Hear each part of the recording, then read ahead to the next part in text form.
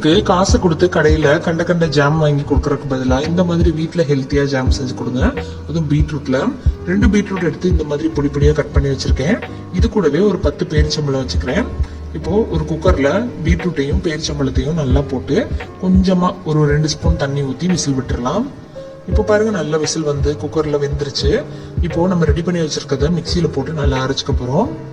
இப்போ நல்லா இந்த மாதிரி பியூரியா அரைஞ்சிருச்சு. இப்போ ஒரு கடாயில 1 கப் அளவுக்கு, அதாவது 100 கிராம் சர்க்கரை போட்டு கொஞ்சமா தண்ணி ஊத்தி பாகு மாதிரி கரைச்சிக்கலாம். அதுக்கப்புறமா அரைச்சு வச்சிருக்க பீட்ரூட் பூரிய இதுல போட்டு நல்லா கிண்டிக்கலாம். இது வந்து நல்லா திக்காகி கெட்டியாகி வர்ற வரைக்கும் தேவைக்கு கொஞ்சம் கொஞ்சம் நெய் ஊத்திக்கோங்க வாசனைக்காக. கடைசியா வந்து கொஞ்சமா நட்ஸ் போட்டு நல்லா கிண்டி இந்த மாதிரி இறுகி வந்ததுக்கு அப்புறம் சர்வ் பண்ணிக்கலாம். இது ஒரு பாட்டில போட்டு 1 மாசம் நீங்க ஸ்டோர் பண்ணி வச்சுக்கலாங்க. ரொம்ப ரொம்ப ஹெல்த்தியா இருக்கும். விட்டமின் டி வந்து விட்டமின் சி நிறைய கிடைக்கும். உங்க வீட்லயும் ட்ரை பண்ணிட்டு எப்படி வந்துச்சுன்னு சொல்லுங்க. வீடியோ பிடிச்சிருந்தா லைக் பண்ணுங்க. தேங்க்யூ.